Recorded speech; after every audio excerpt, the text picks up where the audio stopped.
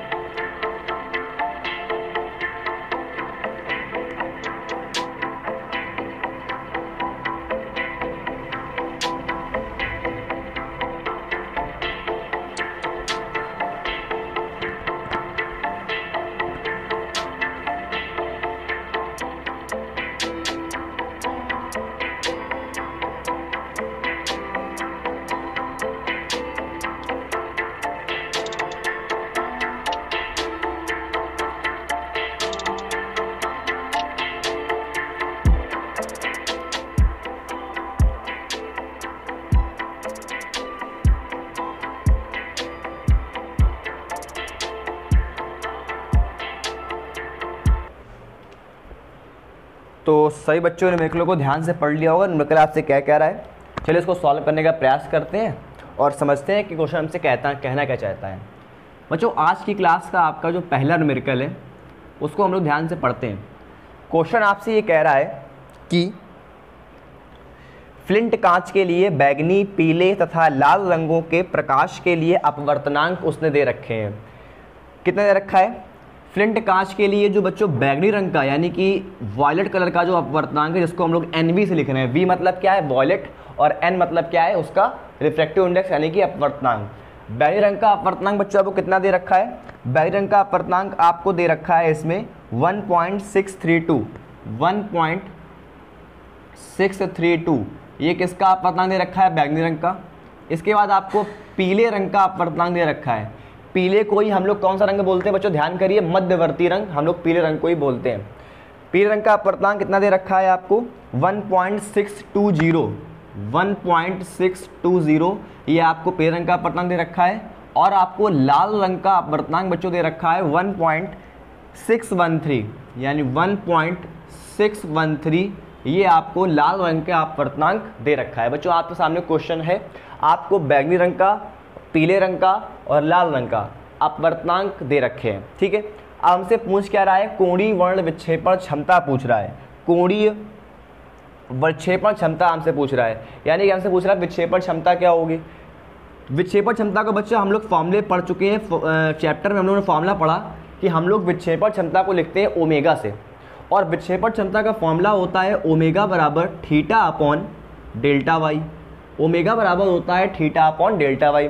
जिन बच्चों ने भी थ्योरी क्लासें नहीं पढ़ी है, वो रे ऑप्टिक्स की जो ये वाली प्लेलिस्ट आपको यहाँ पर दिखेगी, प्लेलिस्ट पे जाने पर, इस प्लेलिस्ट पर जाकर के वो लोग पूरी थ्योरी अपनी पढ़ लें, कवर कर लें, ताकि आप लोग को न्यूमेरिकलों में जो मैं फॉर्मूले यूज़ कर रहा हूँ ये आप लोग को अच्छे से पता हो कि हाँ ये फॉर्मूले कहाँ से आते हैं। ठीक है, तो थ्योरी पढ़ना मस्ट इम्पॉर्टेंट है आप सभी लोगों के लिए। ओके, चलिए हम लोग स्टार्ट कर रहे हैं। ओमेगा बराबर फॉर्मूला क्या होता है बच्चों? Theta upon delta Y. ये मैंने आपको थ्योरी में फॉर्मूला प्रूव करवाया है कि कोणीय वर्ण विक्षेपण क्षमता का फॉर्मूला होता है ओमेगा बराबर theta upon delta Y. Delta Y क्या होता है? मध्यवर्ती रंग यानी पीले रंग का अपवर्तनांक, और थीटा क्या होता है? वर्ण विक्षेपण यानी कोणीय वर्ण विक्षेपण होता है। ठीक, अब चलिए ओमेगा बराबर, अच्छा हम सभी लोग जानते हैं जो कोणीय वर्ण विक्षेपण थीटा होता है इसका भी एक फॉर्मूला होता है। कोणीय वर्ण विक्षेपण क्या होता है? बैगनी रंग का अपवर्तनांक, बैगनी रंग का अपवर्तनांक माइनस लाल रंग का अपवर्तनांक, यानी बैगनी रंग के अपवर्तनांक और लाल रंग के विचलन कोण के अंतर को हम लोग क्या बोलते हैं? कोणीय वर्ण विक्षेपण बोलते हैं। ये मैंने आपको बताया है क्या कि बैगनी रंग के लिए विचलन कोण और लाल रंग के विचलन कोण के अंतर को हम लोग क्या बोलते हैं? कोणीय वर्ण विक्षेपण बोलते हैं। चलिए सबके मान रख देते हैं। मान रखने पर क्या आ जाएगा? ओमेगा बराबर थीटा का मान क्या हो जाएगा? Delta V minus delta R, delta V minus delta R और अपॉन हो जाएगा डेल्टा वाई। कितना हो जाएगा? Delta Y. बच्चों ये मैंने आपको इसका पहला फॉर्मूला बताया था और मैंने आप लोग को इसका दूसरा फॉर्मूला एक बताया था, ओमेगा बराबर N V minus N R upon में एन वाई माइनस वन। बच्चों ध्यान करिए, आपको इस फॉर्मूले से ये वाला फॉर्मूला आता है क्या? ओमेगा बराबर N V minus N R upon N Y minus one. हम लोग क्या करेंगे? हम लोग इसी में अपने सारे मान रख देंगे। ये वाला फॉर्मूला बच्चों इसी वाले फॉर्मूले से आता है, ठीक है। यहाँ पर हम लोग मान रखते हैं जब, तो ये वाला फॉर्मूला आता है, मैंने आपको प्रूफ भी करवाया है। तो N V minus N R बटे एन वाई माइनस वन, तो ओमेगा बराबर एन वी यानी कि बैगनी का अपवर्तनांक कितना दे रखा है? 1.632 और माइनस एन आर कितना दे रखा है? 1.613 और अपॉन में एन वाई कितना दे रखा है? 1.620 और माइनस का 1। चलिए इसको जल्दी सॉल्व कर लीजिए। सॉल्व करने पर इसमें क्या आएगा बच्चों? 1.623 यानी कि ये आ जाएगा 9 और ये आपका आ जाएगा 1 और 6, ये आपका आ जाएगा 0.019। कितना आ जाएगा बच्चों? 0.019, ठीक है, 0.019 और नीचे कितना आ जाएगा आप लोग का? 0.620। कितना आ जाएगा बच्चों? 0.620। हमने क्या किया? इसमें इसको माइनस कर लिया और एन वाई माइनस वन किया तो हमारे सामने ये वाला फॉर्मूला निकल करके आ गया, ठीक। अब बच्चों हम लोग क्या करेंगे कि 0.019 में भाग देंगे इससे। जैसे हम लोग इससे भाग देंगे तो कट जाएगा, पॉइंट से पॉइंट क्या हो जाएगा? कैंसिल हो जाएगा और ये आपका आ जाएगा 0.0 और भाग देने पर आ जाएगा 3, दोबारा भाग देंगे तो 0 आएगा और फिर भाग देंगे 6, यानी ये आपका आ जाएगा 0.0306, ठीक है। तो बच्चों यही आपका क्या हो जाएगा? आंसर हो जाएगा 0.0306, ओके। और बात रही इसके मात्रक की, तो आप सभी लोग को पता है कि कोणीय वर्ण विक्षेपण क्षमता का कोई भी मात्रक नहीं होता है, इसलिए इसका आंसर यही हो जाएगा, क्योंकि 0.036 इसका क्या होगा? करेक्ट आंसर हो जाएगा। तो बच्चों पहला क्वेश्चन का आंसर 0.0306, ये आपका इसका आंसर हो जाएगा। सबको समझ में आ गया बच्चों? बिल्कुल आसान क्वेश्चन था, केवल हमने फॉर्मूले में क्या रखा है? एन वी, एन वाई और एन आर, इन तीनों के मान रख के क्वेश्चन को सॉल्व कर लिया है। बिल्कुल आसान क्वेश्चन था, बिल्कुल करेक्ट क्वेश्चन, बिल्कुल सही क्वेश्चन है। चलिए हम लोग आगे बढ़ रहे हैं अपने सेकंड नंबर क्वेश्चन में, बिना टाइम वेस्ट किए हुए। बहुत कम से कम टाइम वेस्ट करिए और तुरंत नेक्स्ट क्वेश्चन में बढ़िए। सेकंड क्वेश्चन स्क्रीन के ऊपर आपकी आ चुका है, इसको आप लोग सॉल्व करिए। आप लोग के पास 1 मिनट का टाइम है। चलिए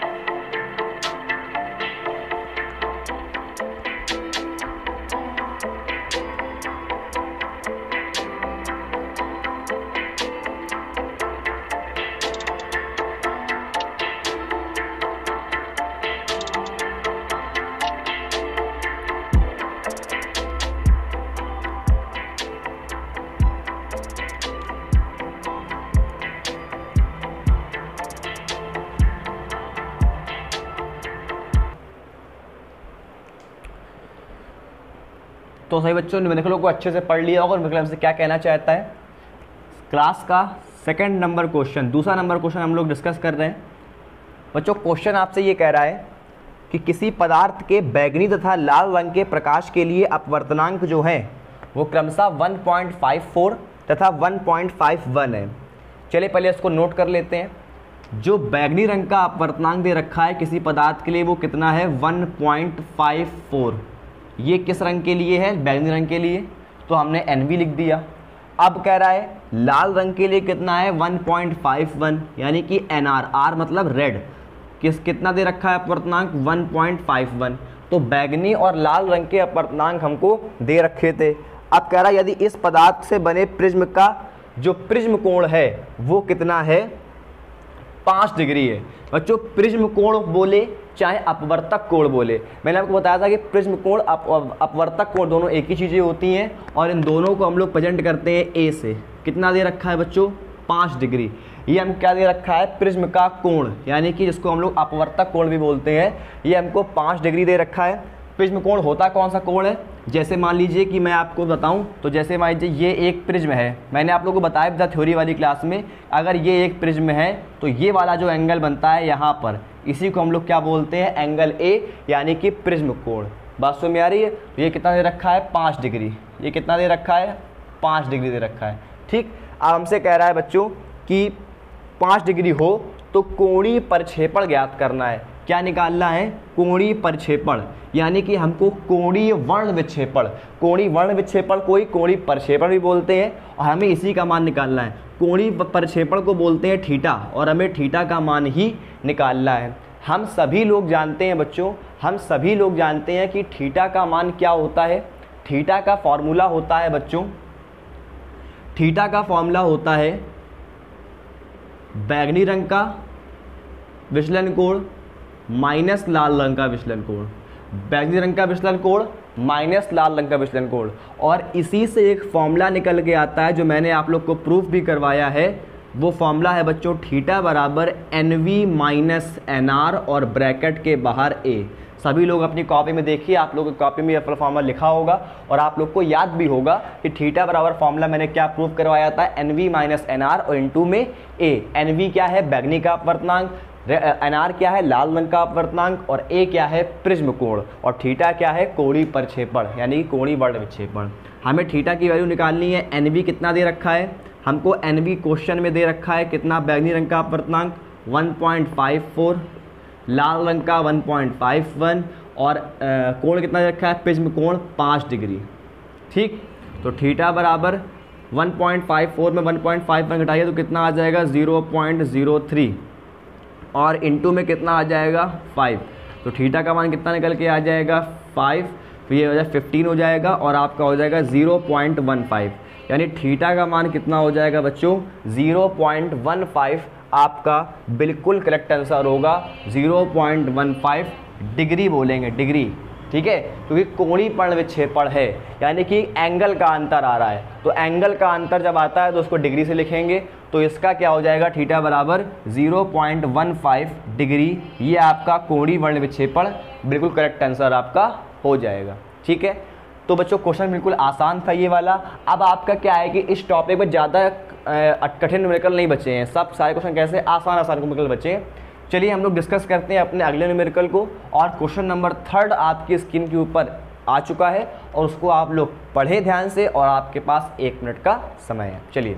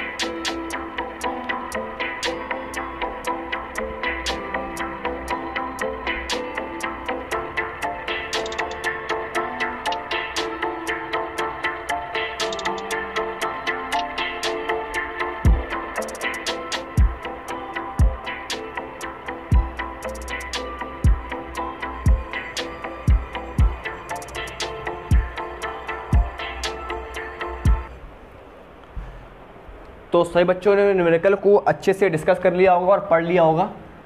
क्लास का 3rd न्यूमेरिकल आपसे क्या कह रहा है इसको हम लोग समझने का प्रयास करते हैं। अच्छा क्वेश्चन है, पेपर में पूछा गया क्वेश्चन है। क्वेश्चन नंबर 3 में कह रहा है कि एक प्रिज्म का अपवर्तक कोण ए है। अभी मैंने आपको बताया थोड़ी देर पहले कि अपवर्तक कोण को ही प्रिज्म कोण भी बोलते हैं, और प्रिज्म कोण कितना दे रखा है हमको, ए। अपवर्तक कोण यानी कि जो हम लोग कह रहे हैं ए क्या है, अपवर्तक कोण। ए क्या है, अपवर्तक कोण, और अपवर्तक कोण को ही हम लोग बोलते हैं प्रिज्म कोण। तो ए है बच्चों आपका अपवर्तक कोण यानी कि प्रिज्म कोण, और हमसे ये कह रहा है कि प्रिज्म के पदार्थ का अपवर्तनांक जो है वो cot a/2 है, यानी अपवर्तनांक कितना दे रखा है, cot a/2। ये हम क्या दे रखा है हमको, अपवर्तनांक। अपवर्तनांक क्या होता है, n, कितना दे रखा है, cot a/2। तो हमसे पूछ क्या रहा है, हमसे पूछ रहा है प्रिज्म के लिए अल्पतम विचलन कोण का मान क्या होगा। अल्पतम विचलन कोण क्या होता है, डेल्टा m, और हमसे इसी का मान पूछ रहा है कि अल्पतम विचलन कोण यानी कि डेल्टा m का मान कितना होगा। अच्छा क्वेश्चन है, पेपर में आया हुआ क्वेश्चन है, सभी बच्चे ध्यान से इसको समझेंगे। बच्चों क्वेश्चन कह रहा है कि अपवर्तनांक cot a/2 दिया है। हम सभी लोग जानते हैं प्रिज्म के अपवर्तनांक का फॉर्मूला होता है n बराबर sine delta m plus a/2 और अपॉन में साइन a/2। बच्चों ये फॉर्मूला किसका होता है, प्रिज्म के अपवर्तनांक का, और मैंने आपको ये फॉर्मूला थ्योरी में प्रूफ भी करवाया है, सभी लोग देख लेंगे। तो sine delta m plus a/2 और अपॉन में साइन a/2। अब चलिए हमें किसका मान निकालना है, डेल्टा m यानी कि अल्पतम विचलन कोण का मान निकालना है।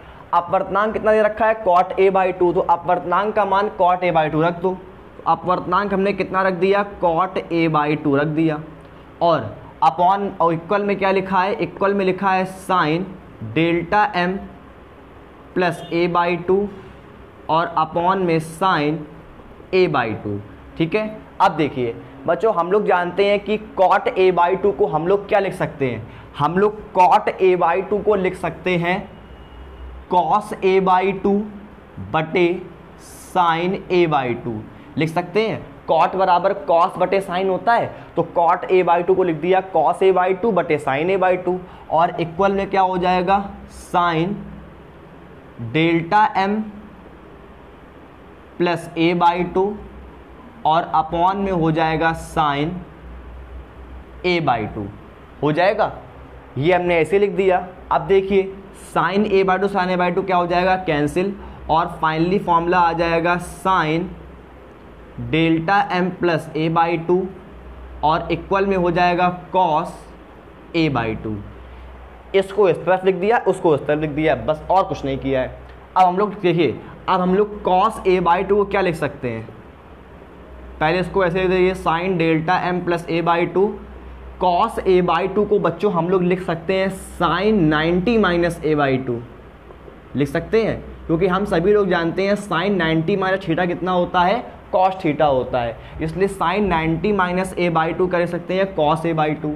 अब देखिए ये साइन से साइन क्या हो जाएगा, cancel, delta m plus a/2 और बराबर कितना हो जाएगा 90 डिग्री माइनस का a/2।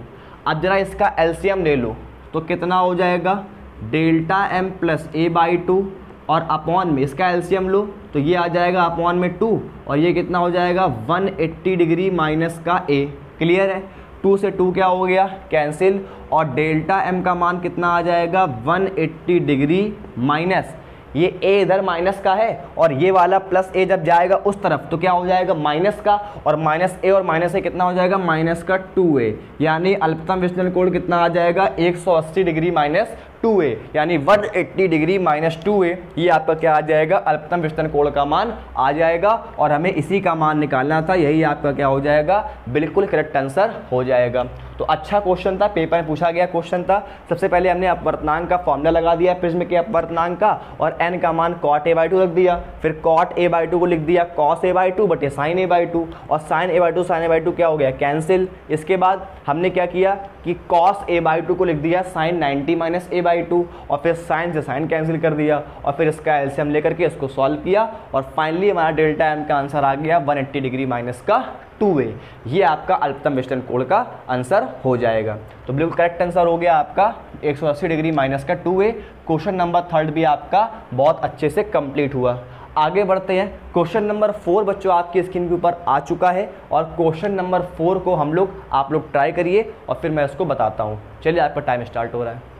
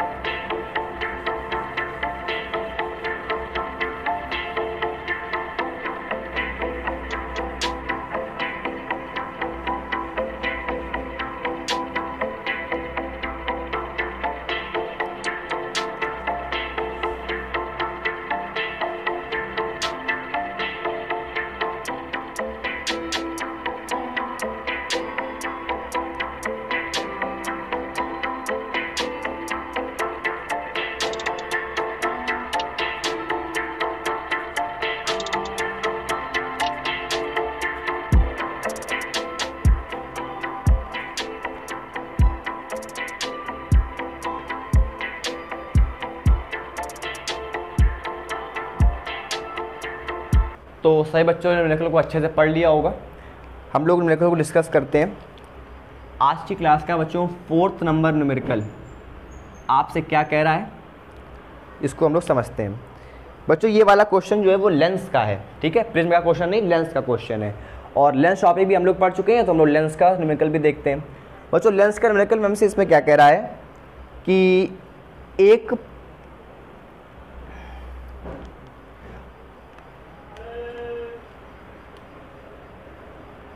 तो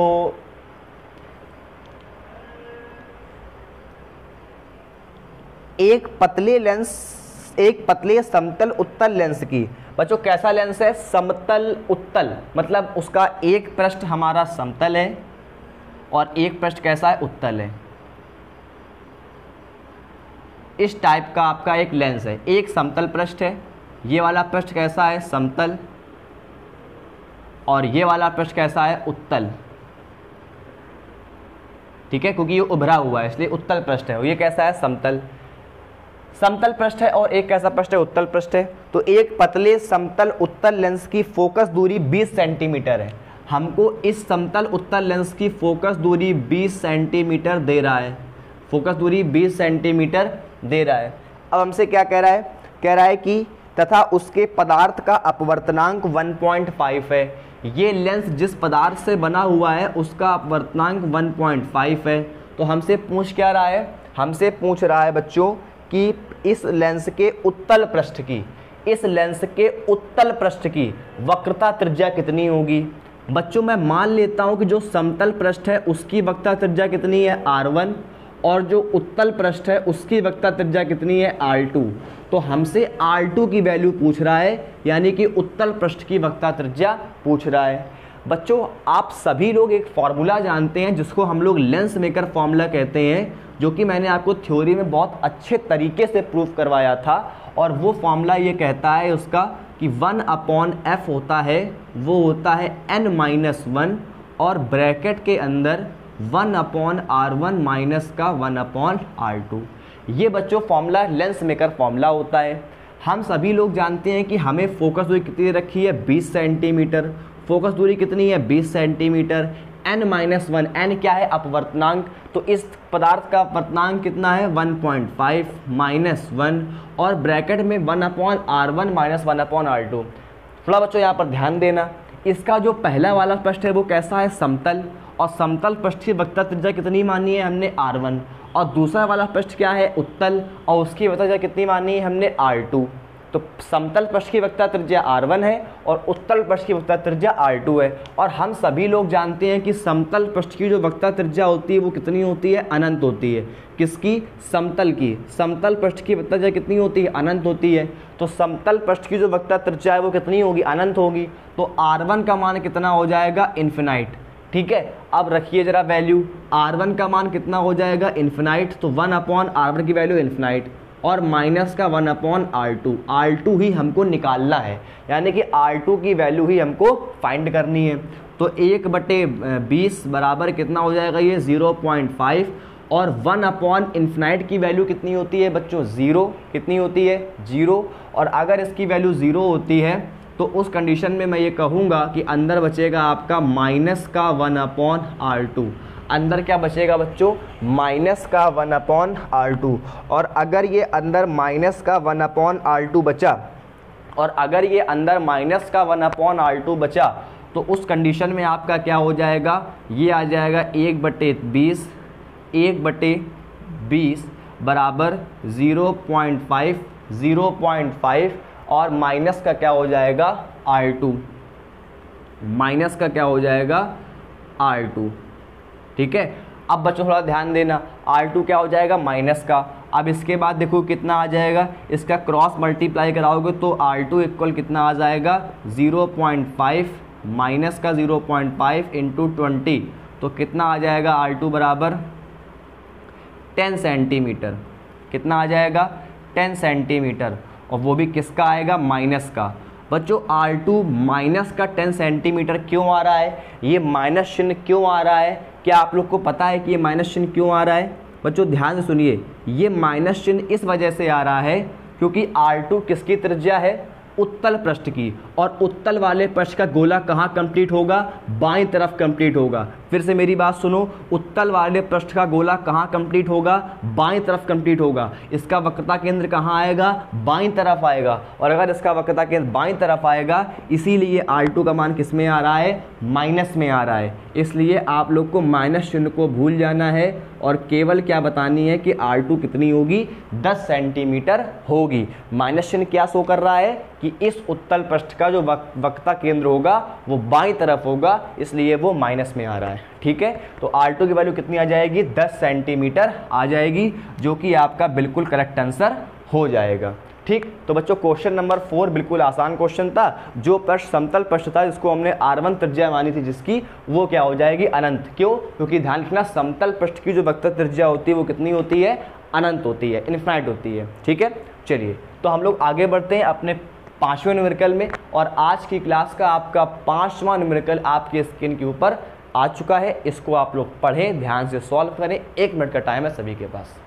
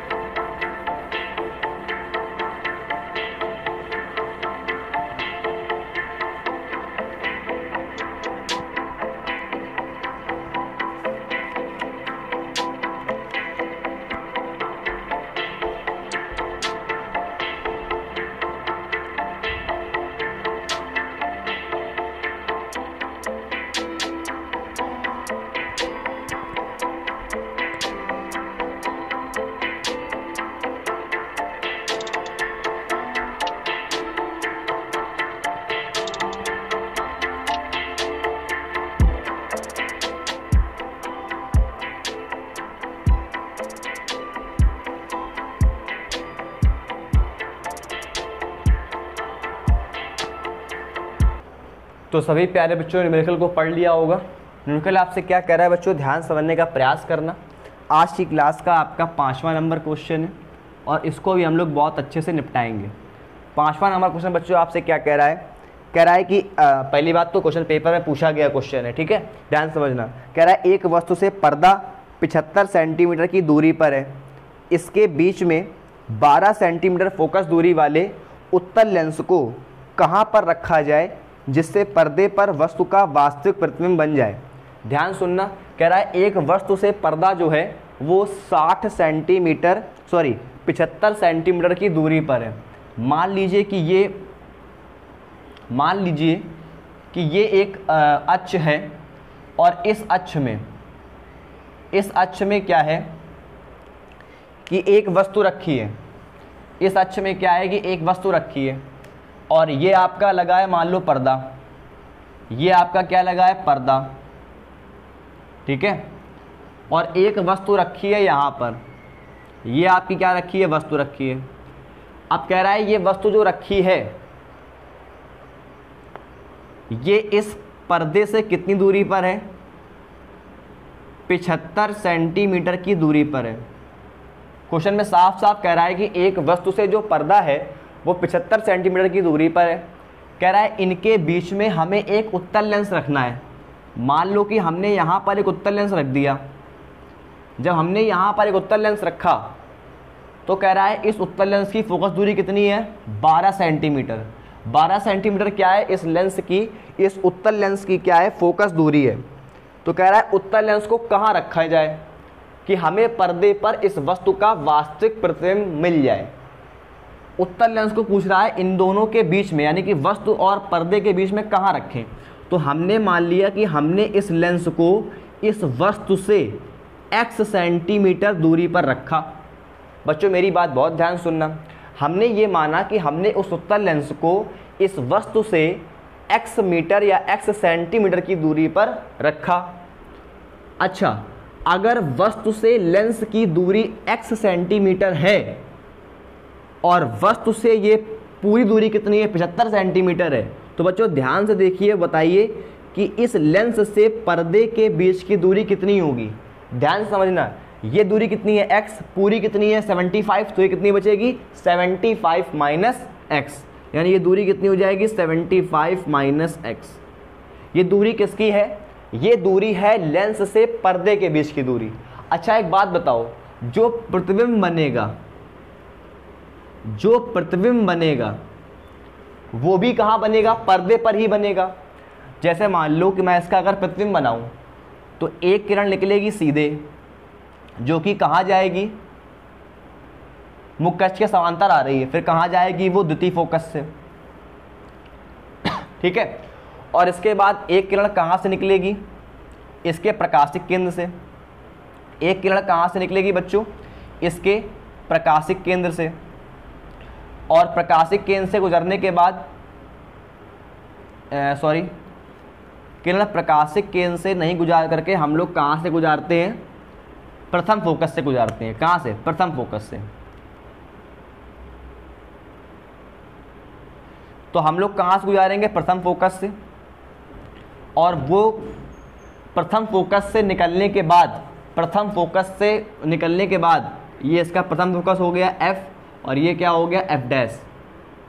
निकलने के बाद कहाँ चली जाएगी, मुख्य अक्ष के समांतर, यहाँ पर। तो यहाँ कहीं पर जाकर दोनों किरणें काटेंगी, यहीं पर क्या बनेगा, इसका प्रतिबिंब बनेगा, वास्तविक प्रतिबिंब बन जाएगा, ठीक है। तो ये प्रतिबिंब बन कहाँ रहा है, ये प्रतिबिंब बच्चों बन रहा है पर्दे पर। कहाँ पर बन रहा है, पर्दे पर, तभी तो हमने पर्दा लगाया है। तो ये बच्चों प्रतिबिंब बन रहा है पर्दे पर, और अगर ये प्रतिबिंब पर्दे पर बनेगा तो जो दूरी, ध्यान सुनना, जो दूरी लेंस से पर्दे के बीच की है, जो दूरी लेंस से पर्दे के बीच की है, वही दूरी इस लेंस से प्रतिबिंब के बीच की दूरी भी होगी। क्या कहा हमने, फिर से ध्यान सुनो, जो दूरी, क्योंकि प्रतिबिंब हमारा कहाँ बनना है, इसी पर्दे पर बन रहा है, इसलिए जो दूरी इस लेंस से पर्दे के बीच की होगी, यानी 75 माइनस x, वही दूरी इस लेंस से प्रतिबिंब की दूरी भी होगी। यानी कि हम ये कहेंगे कि जो ये 75 माइनस x दूरी है, ये किसकी दूरी है, ये प्रतिबिंब की दूरी है। किसकी दूरी है, प्रतिबिंब की दूरी है। ध्यान समझ गए। अब सुनो, इस उत्तल लेंस का फॉर्मूला लगाओ। उत्तल लेंस का फॉर्मूला क्या होता है, 1/f बराबर 1/v माइनस का 1/u। तो बच्चों हम लोग ये फॉर्मूला जानते हैं, 1/f बराबर 1/v माइनस का 1/u। और हम लोग जानते हैं कि 1/f फोकस दूरी कितनी है, 12 सेंटीमीटर। उत्तल लेंस है इसलिए फोकस दूरी प्लस में रहेगी, तो 1/12 बराबर 1/v। v क्या है, जो लेंस से पर्दे की दूरी है, वही v यानी कि प्रतिबिंब की दूरी भी है। तो ये क्या हो जाएगी, 75 माइनस का x, 75 माइनस का x। मेरी बात फिर से ध्यान सुन लीजिए एक बार, क्योंकि प्रतिबिंब जो बनेगा वो पर्दे पर ही बनेगा, पर्दे पर ही प्रतिबिंब बन रहा है, इसलिए जो दूरी लेंस से पर्दे के बीच की होगी, वही दूरी लेंस से प्रतिबिंब के बीच की दूरी भी होगी। क्यों, क्योंकि प्रतिबिंब पर्दे पर ही बन रहा है, ठीक है। तो 75 माइनस x प्लस में क्यों है, क्योंकि प्रतिबिंब बनना है दाईं तरफ, और u माइनस में रहेगा। क्यों, क्योंकि वस्तु कहाँ रखी है, बाईं तरफ, इसलिए दूरी किस में रहेगी, माइनस में, x किस में रहेगा, माइनस में। अगर मैं इसको सॉल्व करूं तो 1/12 बराबर 1/75 माइनस x, और माइनस माइनस प्लस का 1/x, यानी 1/12 बराबर एलसीएम इसका आ जाएगा x, और ब्रैकेट में 75 माइनस का x। जब मैं इसको सॉल्व करूंगा तो ये आपका आ जाएगा x, और ये आपका आ जाएगा 75 माइनस x। x से x क्या हो गया, कैंसिल, और अगर इसका मैं क्रॉस मल्टीप्लाई कराऊँ तो ये आ जाएगा x 75 माइनस एक्स और इंटू आ जाएगा 75 इंटू 12। ठीक है, अगर मैं इसको ध्यान से देखूं तो बच्चों मैं क्या कर सकता हूं, मैं इसको लिख सकता हूं x आ गया और ये आ गया 75 इंटू कितना आ गया 12 आ गया। यानी कि अगर मैं देखूं तो मैं इसको लिख सकता हूं, आपको मैं इसको क्या लिख सकता हूं x, इसको आप करिए, इसको आप द्विघात समीकरण बना लीजिए, क्वाड्रेटिक इक्वेशन बना लीजिए। तो ये आपका हो जाएगा x 75x minus x square और इक्वल कितना हो जाएगा 0 और 900, यानी कि 900 हो जाएगा। तो अब की बार ये आपका आ जाएगा एक्स स्क्वायर माइनस 75x और प्लस का 900 इक्वल कितना आ जाएगा 0। ये बच्चों बन गई आपका द्विघात समीकरण, ये आपका क्वाड्रेटिक इक्वेशन बन गई। अब आपको इसको सॉल्व करना पड़ेगा। ध्यान जरा समझिए, अगर मैं इसको ये लिख दूं कि एक्स स्क्वायर माइनस 60x, 75 को मैं तोड़ दूं 60 और 15 में तो माइनस 60s माइनस 15x और प्लस कितना हो जाएगा 900 और इक्वल क्या आ जाएगा 0।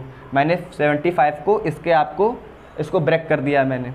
अब देखिए यहाँ से कॉमन क्या आ जाएगा x, अंदर क्या बचेगा x माइनस 60, यहाँ कॉमन आ जाएगा माइनस का 15 और अंदर क्या बचेगा x माइनस 60। इन दोनों से कॉमन क्या आ जाएगा x माइनस 60 और x माइनस 15 इक्वल 0। तो x बराबर आ जाएगा 60 या फिर x बराबर कितना आ जाएगा 15। और ये दोनों ही आंसर किस में है, प्लस में है, इसलिए ये दोनों ही आंसर सही हो सकते हैं। यानी कि हमें x बराबर 60 या 15 सेंटीमीटर पर लेंस को रखना होगा। यानी हमें इस लेंस को इस वस्तु से या तो 60 सेंटीमीटर दूर रखो या फिर 15 सेंटीमीटर दूर रखो। दोनों ही कंडीशनों में हमें इस वस्तु का वास्तविक प्रतिबिंब इस पर्दे पर मिलेगा। ठीक है, तो आंसर क्या आ गया कि इस लेंस को पूछा था कहाँ पर रखें, तो चाहे इस वस्तु से 60 सेंटीमीटर दूरी पर रख दो और चाहे इस वस्तु से 15 सेंटीमीटर की दूरी पर रख दो, दोनों ही कंडीशनों में आप लोग को पर्दे पर इसका वास्तविक प्रतिबिंब बन जाएगा। तो इसका आंसर क्या हो जाएगा 60 सेंटीमीटर या फिर 15 सेंटीमीटर। ठीक है बच्चों, तो आप लोग क्वेश्चन को क्लियर हो गया होगा। बच्चों आज की क्लास को यहीं पर ख़त्म करते हैं। ये आपके न्यूमेरिकलों का लास्ट पार्ट है, यानी कि पार्ट 4 आपका ख़त्म हो गया है। अब हम लोग अगली क्लास से अपनी थ्योरी को आगे बढ़ाएंगे और थ्योरी को डिस्कस करेंगे। ठीक है, सभी लोग अपना ख्याल रखें और खुश रहें। जो बच्चे पहली बार इस चैनल पर आए हैं वो चैनल को सब्सक्राइब करना बिल्कुल भी ना भूलें और साथ में बेल आइकन को भी प्रेस कर लें ताकि आप लोग को डेली क्लास का नोटिफिकेशन मिलता रहे। ठीक है बच्चों, सभी लोग अपना ध्यान रखिए, खुश रहिए, अपना और अपनों का ख्याल रखिए। नमस्ते।